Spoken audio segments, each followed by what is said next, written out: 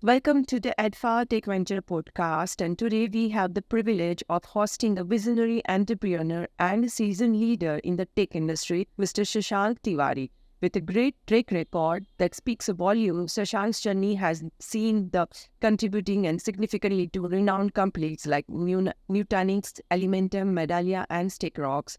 And his diverse expertise span across the various different technologies like cybersecurity, artificial intelligence, mathematics, investment analytics, training, law, marketing, accounting, and showcasing a rare fusion of technology prowess and moreover of the business acumen. And currently, Mr. Shashank is at the helm of UNO, a groundbreaking autonomous security company pushing the boundaries of innovations. And beyond his own venture, he actively advises and invests in the area where his understanding shines. So today we are having a privilege to have his insights on his expertise and moreover of the promise and the future of AI. So join us in the exploration of AI's potential and the exciting path ahead with the founder of UNO.ai, Mr. Shashank Tiwari. So Mr. Tiwari, thank you so much for joining us today, and we are very much keen to know, we are very much eager to know about your exciting journey, your passion for possibilities of the technology. So there are so many new things which we have explored through your LinkedIn profile, and we are so much, excited to learn something from you. So thank you so much for gracing your presence, and we are really welcoming you on this podcast. Thank you so much. Well, thank you very much. Firstly, thanks for having me on this show. Thanks for reaching out and making this possible. Um, as you mentioned, you are excited about the stuff we are doing. The same reason is why we are behind this very ambitious sort of project, UNO. And the main idea behind it was really a couple of years back to stretch the limits of where the next generation of artificial intelligence is going to take us. I think at this point in time, just generally in terms of society and technological innovation, I think we're at a very interesting juncture, right? There is development on multiple fronts.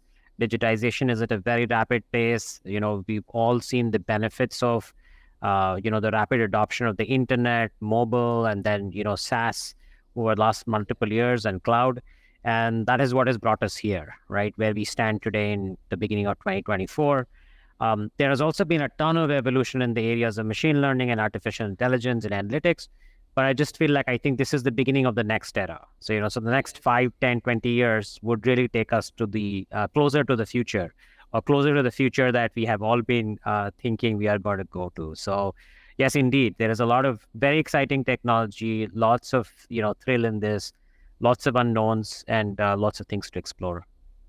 Yeah, thank you so much, sir. Thank you so much for gracing your presence with us. And sir, if I would like to ask you, directly, what is your journey and how the experience has created the person like Mr. Shashank Tiwari, and who is creating the future of AI with this, next generation's technology. So, sir, me and my audience both are so much, excited to learn more about you in your words. So, can you please just share your journey in your words, that how you have reached to this period of time? Absolutely. Well, firstly, it's very generous of you, to sort of put me on that sort of hallowed pedestal. The reality is that last 2 decades plus, my journey has really been about learning and learning and learning. I started back on Wall Street, spent my early career there, was lucky enough to be part of the whole movement out there when we were going through from more sort of, old school technology to the modern, high frequency algorithmic trading world. And, of course, I had my 2 cents of contributing in that. And then, of course,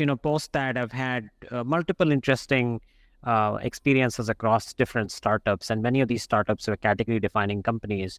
And you mentioned, listed out some of them, including the likes of Nutanix and then Medallia and Elementum and Rocks and, multiple others that I had at least some contribution in. Now, the reality really is, if I look back right now of 2 decades of, where I was and where I have come today, I think it's largely about just accumulation of experiences, accumulation of a lot of learnings. And I think that at the end of it, just this relentless push towards, adopting newer technology rather than getting worried or getting consumed in how it could go wrong, right? Like I've always been in the believer of these technologies transforming our lives in very positive ways, and that has kind of inspired me to go and learn more about it, contribute to it, build interesting applications using those technologies as they become available, and kind of contribute and learn and expand on that. So I think like that's really been my journey. I think that's what I would like to sort of emphasize. Now, of course, along the way, as you take on interesting projects, interesting products that you build, interesting people that you come across, you certainly tend to sharpen your own skills, and obviously get a chance to contribute back as well. Essentially learn from people, and help other people learn and scale as well. So certainly that has played a part too, and I've very much enjoyed that. I very much enjoyed, and I continue to enjoy learning from a lot of smart people that we have, in this universe, and very happy to do my 2 cents in, helping some, mentor and help newer generation and next generation kind of scale up to do even more than what we have achieved in our lifetime. So that's how I kind of look at myself and my journey. Very good, sir. Very inspirational journey. And specifically that your interest in the, next generation's development and, building the technology that can help for further ease or further, to make the world more easy. That is a wonderful thought and wonderful insights you have given. So thank you so much for being part of this podcast. And before we, start sir, our discussions, if you permit me, I would also like to give a brief introduction about myself and my organization. Oh, absolutely. Yeah, go for it. Thank you so much. So, sir, as I told you in the starting also, that myself is Sonal Shah and I'm the host of this show. This episode is proudly brought to you by Atfar Tech Venture. We are a pioneer technology solutions providing dedicated to innovations and efficiency. And if I would like to, give more introductions about Atfar, at Atfar, we are IT and tech platform, which we are more focusing on IT solutions, IT resources, and recruitments. And this type of a tech audio podcast too. And we have a vendor alliances with the 50 plus tech partners, including SAP, Oracle, Microsoft, Pega, OutSystem, then Appian, Salesforce, Cloudera, Informatica, and many such more. And majority of the key solutions we provide is ERP, application development, data, and then these AI, ML, blockchain, cloud, managed services, UX, UI, and various kinds of cybersecurities also. And the most skills which we have at presently is we have resources basis of 20,000 plus across all the skills. So we can, provide the on-site as well as offshore within the 24 hours. That is the great skill we have. And through this podcast, we love to share the views of visionary leaders like you, as well as other CTOs and CEOs and the founders. So, we can build the culture, we can build the community of the people that, we can help each other and we can create the better future for the next generation. So that is all about Fire Tech Venture. And now let's dive into this world of technology and world of the AI that promise and future of what will be the next. So that is more about us. And if you say you are ready to go, we can, go and without further investing time into something else, let's start the enlightening conversations. Yes, of course. Yeah. And does look like Adfar is providing a ton of services that, Yes. a lot of mainstream enterprises could benefit from. So, good luck to you folks. And thank you for, again, putting this together. But yeah, let's jump into our conversation. I'm here to provide my 2 cents, my perspective on, things that you might want to learn and dig into. So yeah, go for it. Let's get going. That's a great, admirable things from you, sir. Thank you so much. So, sir, like as we have, started with the topic that what will be the promise and future of AI. So, sir, first, that like many people have right now one question that is a common, that with the rise of AI, there is often discussions going about human and AI collaborations. So, how does AI approach the collaborations between AI system as well as human expertise to enhance the security solutions?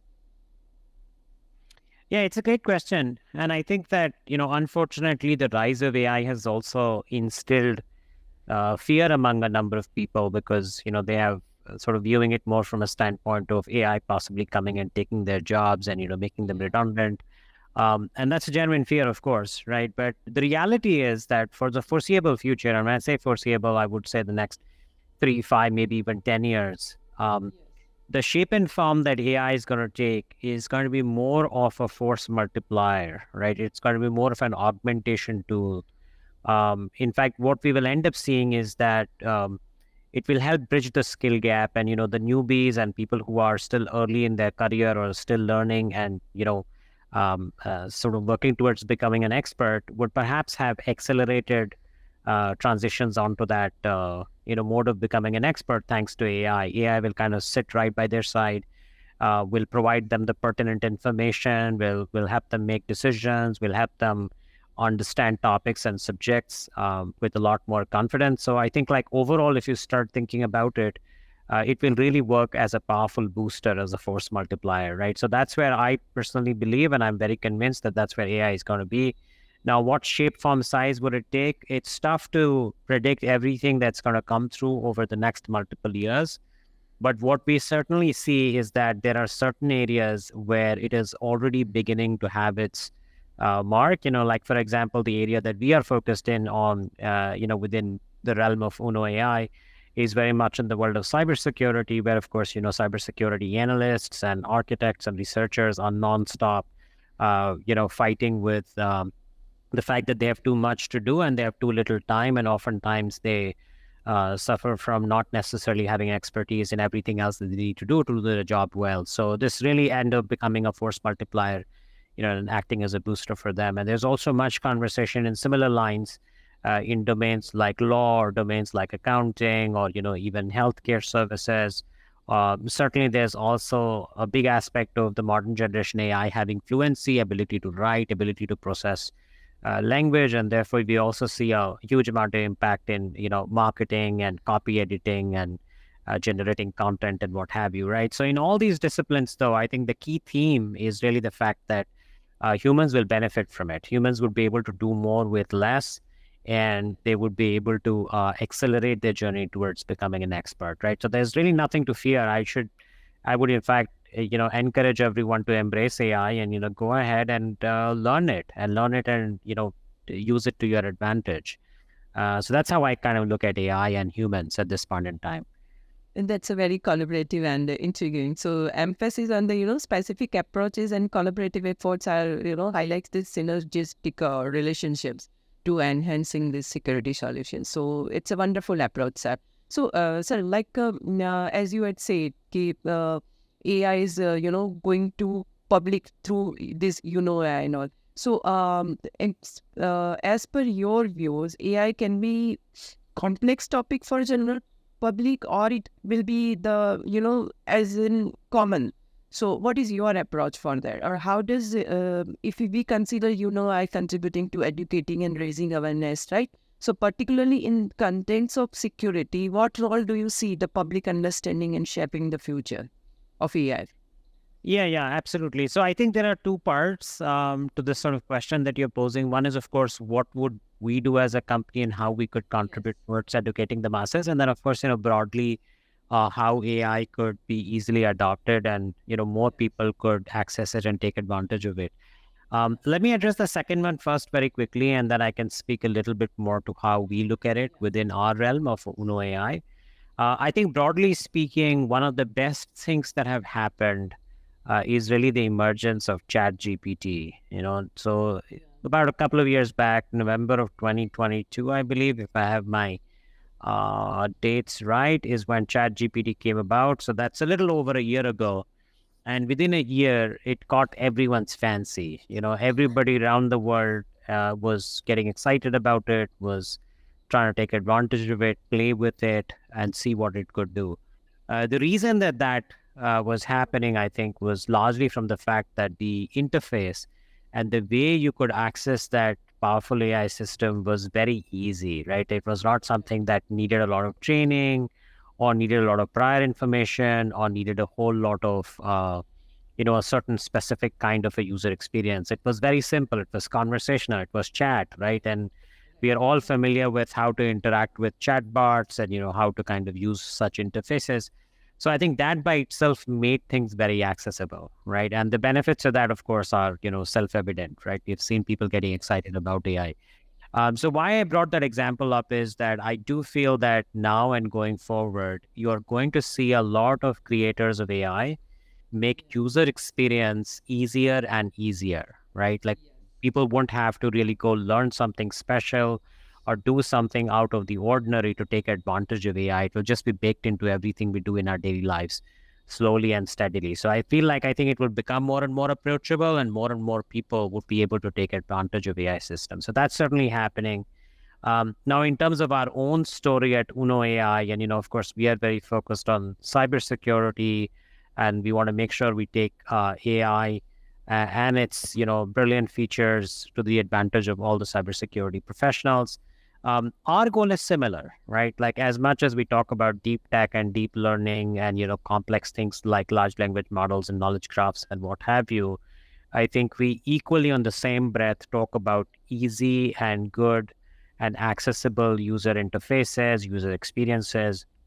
In fact, what we want to do is, bring a system to the market in which we already have that anybody and everybody at various levels of experience, various levels of preparedness, and various levels in their career are able to easily access and take advantage of, right? They don't feel intimidated. They don't feel like they need to really be somebody or have a certain level of background to start taking advantage, but again, have the same easy accessibility that, a conversation or a chat interface has. So we certainly are also in the same, sort of same vein believers of the fact that make it easy for people, make it easy for end users. And that's when the real benefit of, any powerful system like an AI powered cybersecurity or AI powered, for that matter, any other system, right? Whether a marketing, legal, content creation, healthcare, or whatever system is really going to see the benefits, right, for the people. Yes. Yes, yes. Thank you so much, sir, for a very insightful answer. And that is the right perspective as well as approach towards the new technology and the new collaborations going on in line with the UNO. So, sir, like ahead of these only. So, may I know what are the technologies or what are the things as a UNO AI for you have used into building up these autonomous security solutions? Yes, absolutely. So again, this AI is still rapidly evolving and changing, right? The current generation AI and a lot of the tools, frameworks, technologies are evolving every day. We've been lucky to also be part of that puzzle and contribute back. Now, today, in terms of our own stack, and again, I'm trying to simplify it because our stack is fairly complex. There are various pieces to this puzzle, but I think the most important piece of this puzzle really are threefold. So one is, of course, a lot of what is now being called Gen AI or generative AI, which is really built on top of large language models. And, now they're being supplemented with a lot of smaller models as well, or specialized models. But essentially, it's the newer generation of natural language processing and, the sort of evolution of encoder decoder models, right? So we certainly use a lot of that. Plus we supplement that with, various other techniques that have existed for a while in the world of machine learning, both semi-supervised and some supervised and unsupervised learning techniques. Now, besides that, we also have a second piece of the technology, which is really more around knowledge graphs. Now, knowledge graphs is not a new technology. It's been around almost 2 decades, but it has gone through a couple of evolutions.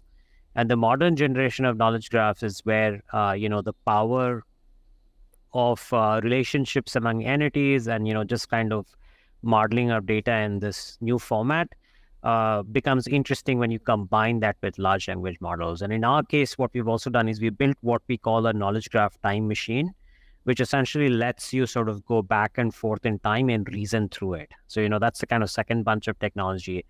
And then the third part that we also spend a lot of time is in cause effect mining.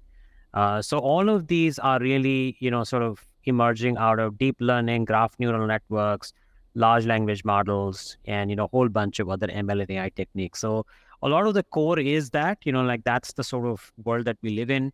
The good part today is that a lot of these now are available as open source libraries, right? Like even a few years back, it was hard to get access to these unless you were, part of that process, or you were deep in academia, or you were in one of the larger companies, FANG companies that was deeply investing in it.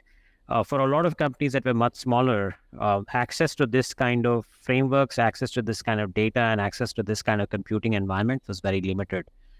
Today, with the rise of open source and the continuing rise of open source, getting hold of all these very sophisticated AI and ML models has become very commonplace. And so we certainly take advantage of those, and we also are contributing back to that universe of open source models. And we certainly participate in every way in the sense that, we combine these, we fine tune it, we amalgamate a bunch of these different techniques.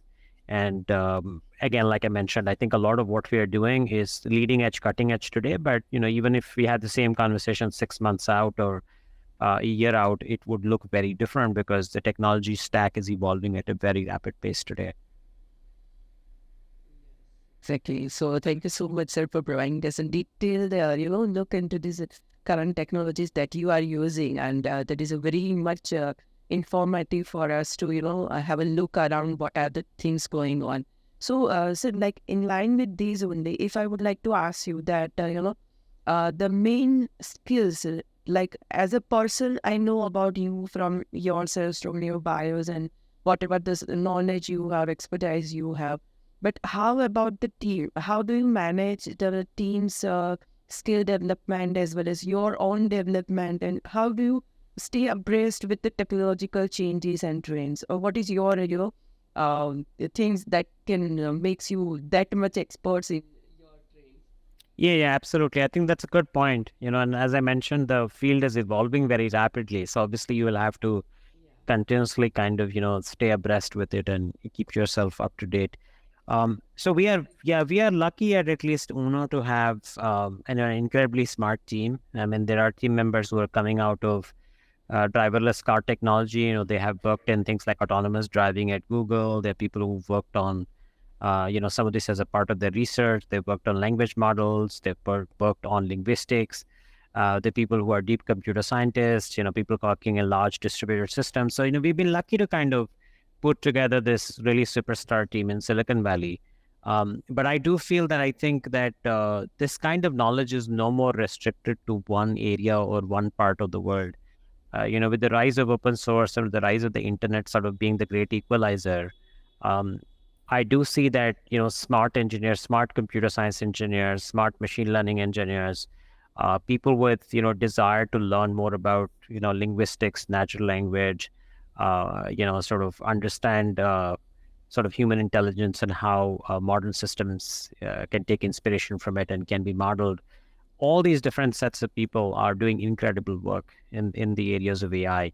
And then, of course, AI by itself doesn't just stand on its own foot, but it does need expertise from hardware to software to infrastructure to distributed systems, because ultimately it has to be implemented, it has to be scaled, it has to be accessible. And then, of course, you need all the good software engineering knowledge to make it happen, right? So a lot of that has become necessary. And like I said, I think, we've been lucky to kind of attract some really good talent, really top-notch talent. But having said that, as I already mentioned, I think there's a ton of that available and distributed around the world.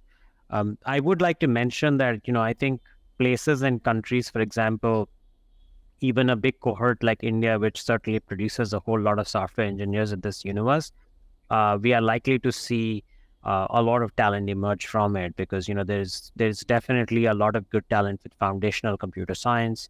A lot of individuals within this universe have also worked on deep analytical systems. Many of them also built AI and ML systems, and I completely see that a lot of those that same talent pool is going to evolve and contribute more towards the newer generation of AI. So again, I mentioned India specifically because it's been a large talent pool for technical talent, but same thing applies to China. Same thing would apply to parts in Europe where we find a lot of good technical talent sort of come out of. And then, of course, the United States is where you're seeing always sort of the engineers taking a lead through the startup ecosystems, through the innovation systems, to kind of work with newer technologies. And you had mentioned that earlier. We've seen a whole bunch of them, right? Like emerge today, it's AI. Yesterday we saw Web3 and blockchain, and then we also saw rise of Web 2 itself, and then of course, everything else that has come along the way in the last 2-3 decades, right? So certainly I feel like, strong computer science knowledge, strong desire to learn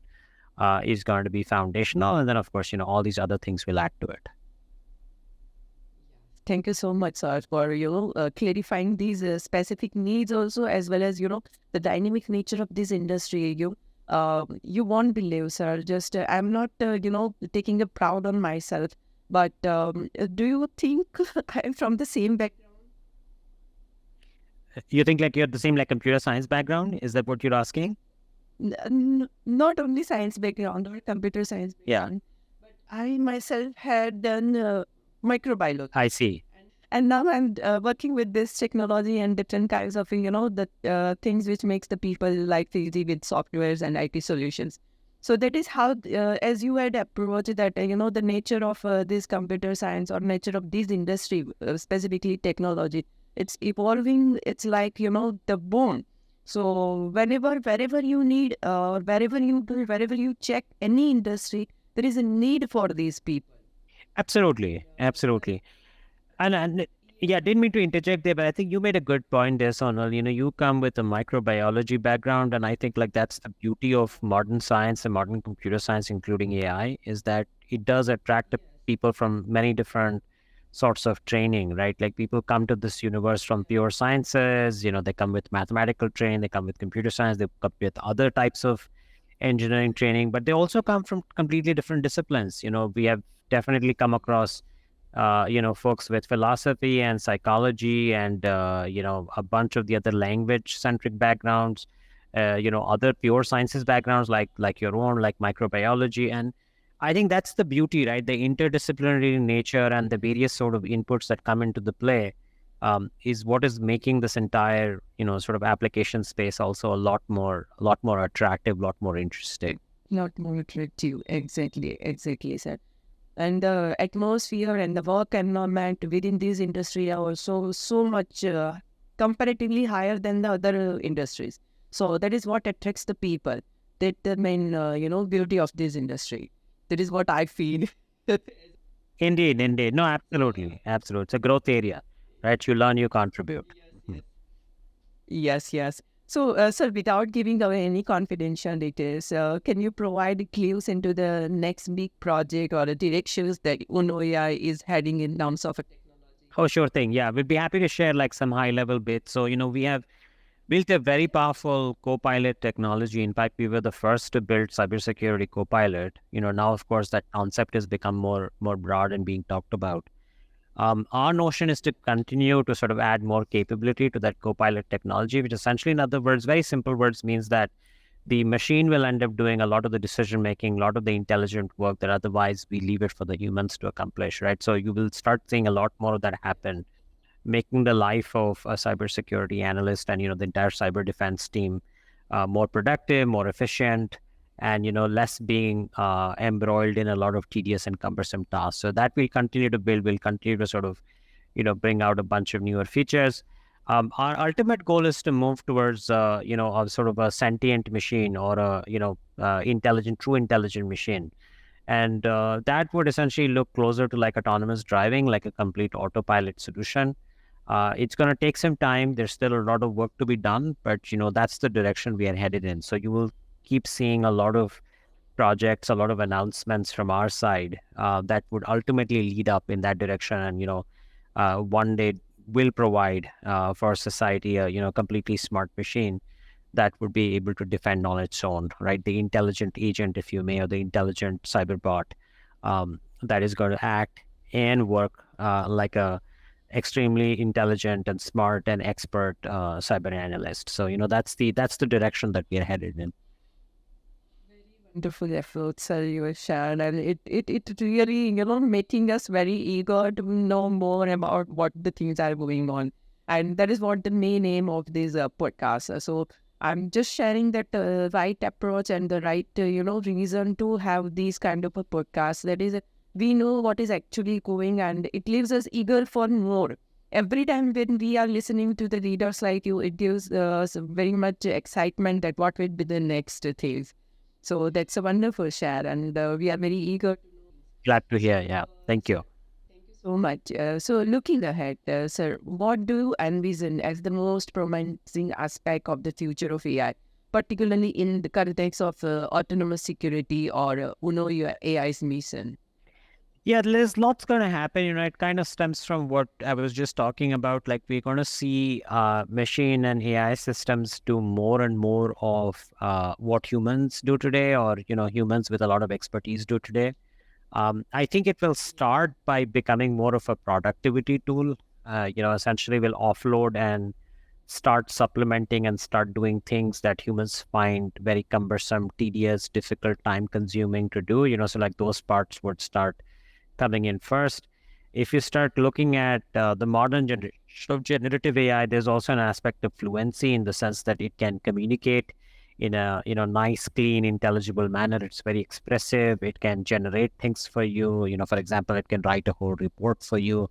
It can do a lot of investigation, do a lot of sort of story stitching. So we are going to be seeing a lot of that for sure. And then ultimately, I think that machine would evolve into a more and more evolved and more intelligent machine, where ultimately and finally you would start seeing it become closer to science fiction, right? Like where we have seen this in sort of science fiction books and Hollywood movies, where essentially the smart agent, or the smart the machine, if you may, is very much humanoid, right? Behaves, thinks, talks, acts like a human, and acts like one that is a very powerful smart human. So well, that is still far away, and it's very possible, at least in my opinion, that the manifestation of that smart machine will be very different from what science fiction or Hollywood has conceived. But nonetheless, you will have a very smart machine that will end up doing a lot of things for us.